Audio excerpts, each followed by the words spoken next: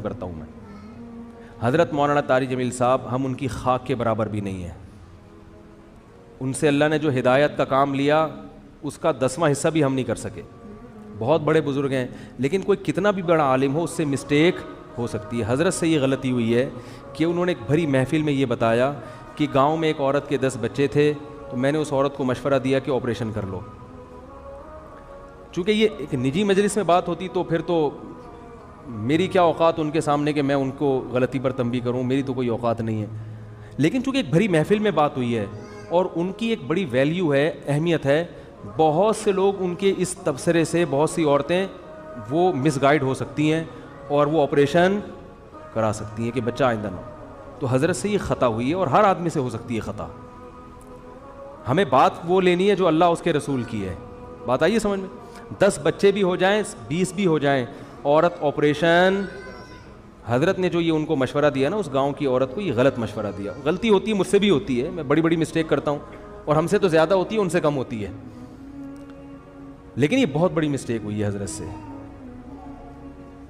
جو کہ ہر ایک سے ہو سکتی ہے. لیکن یہ غلط ہے, حرام ہے. 10 کیا 15 بچے بھی ہو جائیں, آپ حمل روکنے کے لیے آپریشن نہیں کر سکتے, نہ مرد نسبندی کر سکتا ہے. اس کی دلیل کیا ہے؟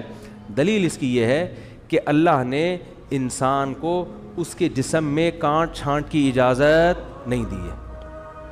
خودکشی کیوں حرام ہے؟ آپ اپنے آپ کو مار نہیں سکتے. آنکھ پھوڑنا جائز ہے اپنی, کیونکہ آنکھ میں دیکھنے کی طاقت ہے. آپ کو یہ اجازت نہیں ہے کہ آپ اپنی آنکھ سے دیکھنے کی طاقت ختم کر دیں. کانوں میں اللہ نے سننے کی طاقت رکھی, آپ کان کی خودکشی نہیں کرا سکتے. یعنی جیسے اپنے آپ کو نہیں مار سکتے تو کسی عضو کو بھی نہیں مار سکتے آپ. بات آ رہی ہے سمجھ میں؟ تو اسی طرح یاد رکھو, عورت میں جو اللہ نے قوت تولید رکھی ہے, کوئی ایسا طریقہ اختیار کرنا کہ یہ سرے سے قوت ہی ختم ہو جائے, تو عورت نے اپنے اس عضو کو ناکارہ بنا دیا. تو جیسے آنکھ کو اندھا بننا جائز نہیں آپ کے لیے, ناک کاٹنا, کان کاٹنا جائز نہیں, تو اسی طرح عورت کے لیے قوت تولید ختم کرنا حرام ہے, کیونکہ یہ قرآن کے بالکل خلاف ہے. قرآن میں آتا ہے کہ شیطان نے یہ کہا کہ میں ان کو حکم دوں گا فَلَا يُغَيِّرُنَّ خَلْقَ اللَّهِ, اللہ یہ اتنے باغی ہو جائیں گے کہ تیری بنائی ہوئی تخلیق کو تبدیل کرنے شروع کر دیں گے. یہ یعنی تو نے جو جس ڈیزائن میں پیدا کیا ہوگا نا, اس تخلیق کو کیا کر دیں گے یہ. تو عورت میں اللہ نے تولید کی صلاحیت رکھی ہے. عورت وقتی طور پر حمل روکنے کی تدبیر اختیار کر سکتی ہے کسی ضرورت سے, جیسے صحابہ بھی کرتے تھے, لیکن قوت تولید کو کسی قیمت پہ ختم نہیں کر سکتی. یہ پھر اللہ کی بنائی ہوئی تخلیق کو کیا ہے, اور یہ سب کے نزدیک حرام. دیوبندی بھی علماء بھی حرام کہتے ہیں, بریلوی علماء بھی حرام کہتے ہیں, اہل حدیث بھی اس کو حرام کہتے ہیں, کہیں سے بھی فتویٰ لے لو.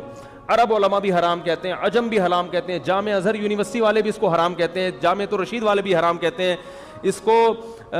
بریلوی حضرات کے جو بڑے بڑے مدارس ہیں وہاں سے فتویٰ لے لو, وہ بھی کہتے ہیں کہ مرد کے لیے نسبندی کرنا یا آپریشن کرانا حرام, عورت کے لیے آپریشن کرانا 20ویں بچے کے بعد بھی حرام ہے. کہیں بھی دنیا میں کسی بھی ادارے سے فتویٰ لے لو, سب کیا کہتے ہیں, یہ کیا ہے, حرام ہے.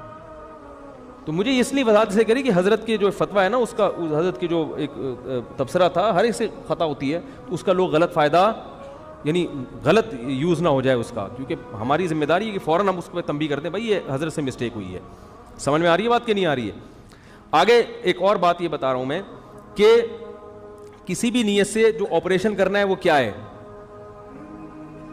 سب کے نزدیک کیا ہے, حرام, کیونکہ یہ اللہ کی تخلیق کو بدل ڈالنا. مزید شارٹ